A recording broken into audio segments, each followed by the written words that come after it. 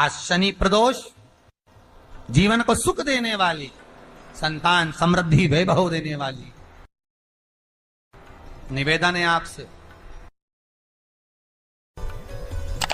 सूर्य अस्त का समय हो, प्रदोष का समय, प्रदोष काल, शाम के समय पर कटोरी में सरसों का तेल ले लीजिए। शंकर के शिवलिंग पर किसी मंदिर में जाकर सरसों का तेल शिव पर चढ़ा। तेल चढ़ते समय शंकर के शिवलिंग पर त्रिपुंड बना दें। ये एक उंगली, चीटी उंगली के पास वाली उंगली शंकर के शिवलिंग पर टच कर कर रखें और अपनी मनोकामना पूर्ण करें। बाबा विश्वनाथ पूरा करता है। भगवान शंकर के द्वार पर स्वयं शनि महाराज आज मिलने के लिए, और जितने ग्रह नष्ट देने वाले हैं, कारक ग्रह हों, बेकार वृत्ति वाले हों, वो सब आज शनि सबके दोष मिटा देता है। शंकर भगवान के मंदिर में आज शनि प्रदोष के दिन, मंदिर में नहीं तो घर में अगर शंकर का शिवलिंग है तो एक दिया अवश्य लगाओ। शनि महाराज जीवन का सुख प्रदान करेंगे, आनंद। शनि प्रदोष,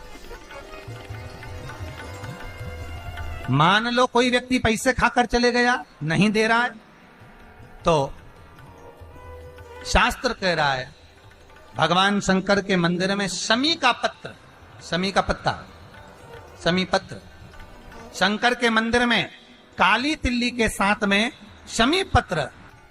शनि प्रदोष, शनिवार की प्रदोष संतान का सुख देती है, और रविवार की प्रदोष जो काम दुनिया में कोई नहीं कर सकता वो अचूक फल की प्राप्ति रविवार की प्रदोष करा देती है। महाराज ऐसी प्रदोषों का नियम वर्णन किया चाहिए। भगवान कहते ठीक है, तू थोड़ी देर खड़ी हो। एकादशी सम्मुख खड़ी हुई, पार्वती जी ने जिस अंगुष्ठ का जल पीने के लिए लिया था हाथ में, बस पीने ही वाली थी, शंकर भगवान ने वही हाथ में जल लेकर एकादशी के हाथ में उसको देकर कहा, ले, ये मेरे द्वारा निर्मित एक व्रत है जिसे त्रयोदशी के दिन तूने मांगा है, मैं तुझे देता हूँ।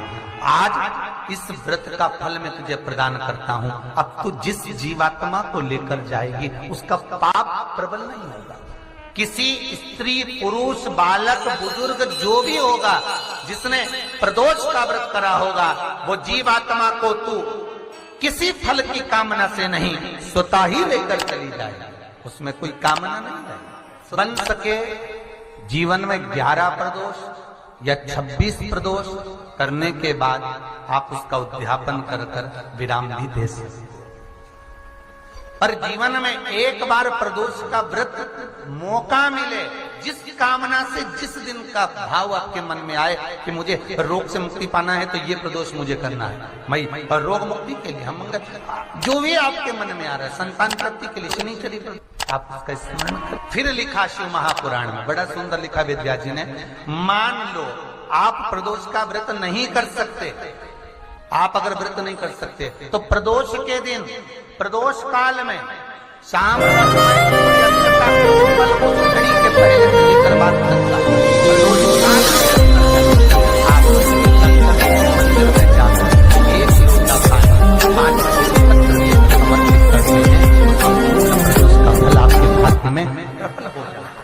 जिस महीने में जो प्रदोष पड़ा करे, जब प्रदोष पड़े, बन सके 1 बेलपत्र, बन सके 5 बेलपत्र, शमी पत्र, हरे मूंग, हरा मूंग, बेलपत्र, एक कलश के अंदर थोड़ा सा पानी लेकर 1 बेलपत्र, हरा मूंग, शमी पत्र डालकर और उसमें थोड़ा सा गुड़ डालकर भगवान शिव का स्मरण कर कर प्रदोष काल में, मान लो कोई काम आपका बहुत जरूरी है, बहुत दिनों से अब थक गए हैं, नहीं हो रहा, कर्जा बढ़ रहा है, धन नहीं आ रहा, व्यापार नहीं चढ़ रहा, या कोई समस्या बहुत प्रबल है, कोई एग्जाम में बैठ रहे हो, नहीं हो रहा, परीक्षा भी दे दी है, रिजल्ट आने ही वाला है, तो भी प्रदोष काल में, प्रदोष के समय वो जल, मूंग, शमी पत्र और बेलपत्र और गुड़ का शंकर के शिवलिंग को समर्पित करना प्रारंभ कर दो। 2 या 3 प्रदोष करोगे, बाबा आपकी मनोकामना शीघ्र पूर्ण कर देगा। 2 या 3 करो।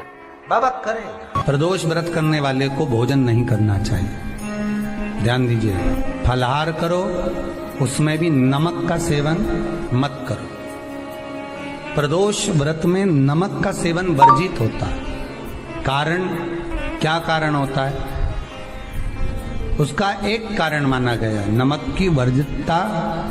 जिस समय पर एक नगर में एक ब्राह्मणी रहती थी, बहुत भाव से सुनिएगा, प्रदोष व्रत, नमक को त्यागने का भाव। प्रदोष व्रत की किताब में भी मिल जाएगा आपको, आप पढ़ेंगे तो सुना होगा आपने। एक ब्राह्मणी रहती थी एक नगर में, उसका पति नहीं था। छोटा सा बालक एक साथ में रहता, छोटा सा बालक। अब ब्राह्मण के घर की धर्म पत्नी है। ब्राह्मण कर्मकांड करने वाला, पूजन करने वाला, पाठ करने वाला, अनुष्ठान करने वाला, पूजन करने वाला, मंत्र जाप करने वाला, भगवत भक्ति में डूबने वाला। ब्राह्मण तो चले गया, ब्राह्मणी बच्चे के साथ रह रही। क्या करे वो? अकेली निवास कर रही, अकेली रह रही है। और ब्राह्मणी बच्चे के साथ भ्रमण करती रहती, घूमती, कहीं कहीं दर दर जाकर कुछ भिक्षा को मांग कर लेकर आ जाती। और भिक्षा लाने के बाद में उस भिक्षा को जब लेकर आती तो अपने बच्चे को भी खिलाती और स्वयं भी उसका पान करती। एक दिन ब्राह्मणी भ्रमण करते करते प्रदोष काल के समय पर शिव मंदिर में प्रवेश करी। प्रदोष काल के समय और शंकर मंदिर में जब प्रवेश करा, प्रदोष काल किसको कहते हैं?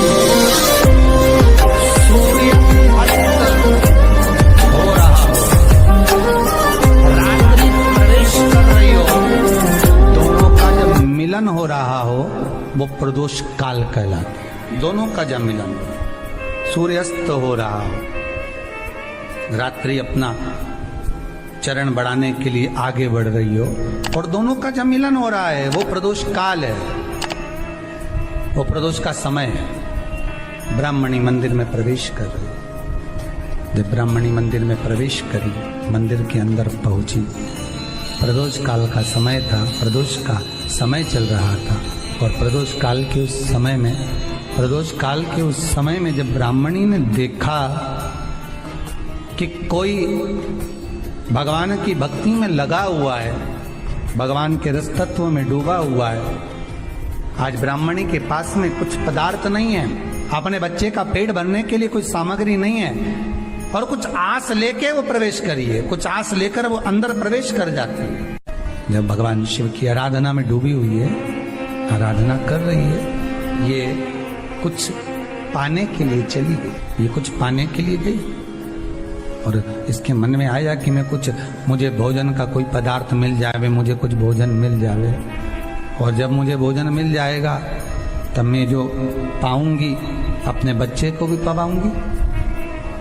पर जिस मंदिर में वो प्रवेश करी थी, जहां पर नारी पूजन कर रही थी शंकर की प्रदोष काल में, वहां पर पड़ी हुई कुछ वस्तु को इस ब्राह्मणी ने मांग लिया।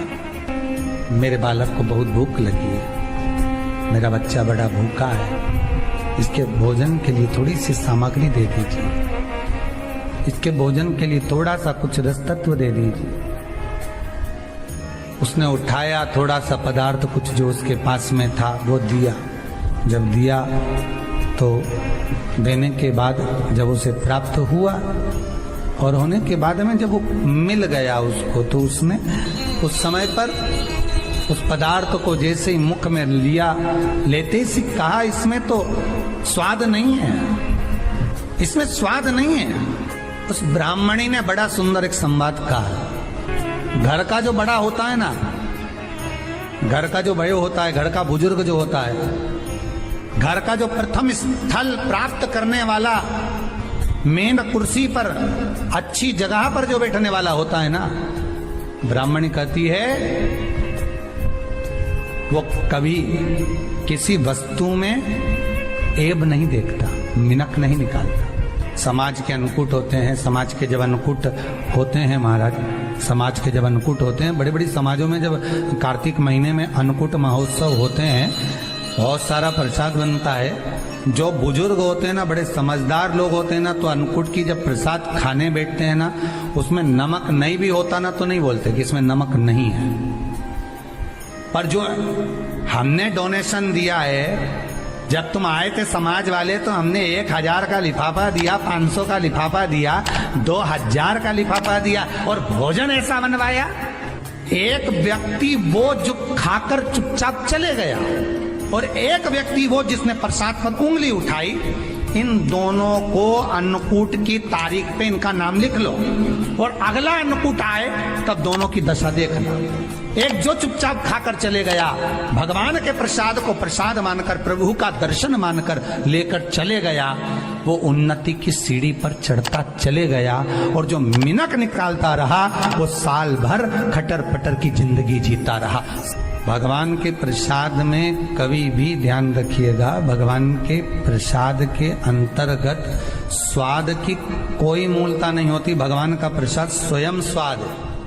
भगवान के प्रसाद में नमक नहीं देखना, मिर्ची नहीं देखना, भगवान के प्रसाद में शक्कर नहीं देखना, भगवान के प्रसाद में कुछ ये नहीं देखना कि कितना माल डला, कितना घी, कितना बादाम, कितना काजू, कितना इलायची डला। हाँ, यहां तक शास्त्र कहता है कि भगवान का प्रसाद अगर बन रहा है तो उसकी सुगंध भी नहीं ली जाती है महाराज। यहां तक शास्त्र कहता, जब तक भगवान उसको पानी ले तब तक उसका सुगंध भी नहीं ली जाती। और कई कई जगह तो भगवान को प्रसाद अगर सूखा सामान हाथ में आ गया, इलायची कैसी है, मंदिर के अंदर जाने वाली है भगवान को डालने के लिए, लाओ यार किसकी दुकान से आई इलायची बताओ, इलायची तो 25 बार सुना। ओम नमः शिवाय, श्री शिवाय नमस्तुभ्यम। स्वागत है आपका शिव शक्ति आस्था चैनल पर। तो दोस्तों, आज हम बात करने जा रहे हैं 1 फरवरी शनिवार के उपाय के बारे में। तो दोस्तों, शनिवार के दिन कौन सा उपाय करना है, कैसे करना है और कब करना है, कितने समय करना है, इसका शुभ मुहूर्त क्या होगा। दोस्तों, पूज्य गुरु पंडित प्रदीप मिश्रा जी ने इस उपाय में और इस वीडियो में बताया है। तो दोस्तों, इस कथा को सुनिए, सुनकर इस उपाय को कीजिए, और उपाय को करके आप कमेंट बॉक्स में हर हर महादेव लिख सकते हैं। और या आपको उपाय अच्छा लगे तो आप अपने सगे संबंधियों, परिवारजनों को और अपने मित्रों को भी शेयर कर सकते हैं, ताकि इस उपाय को करके वह अपना जीवन सफल बना सके। बोलिए हर हर महादेव।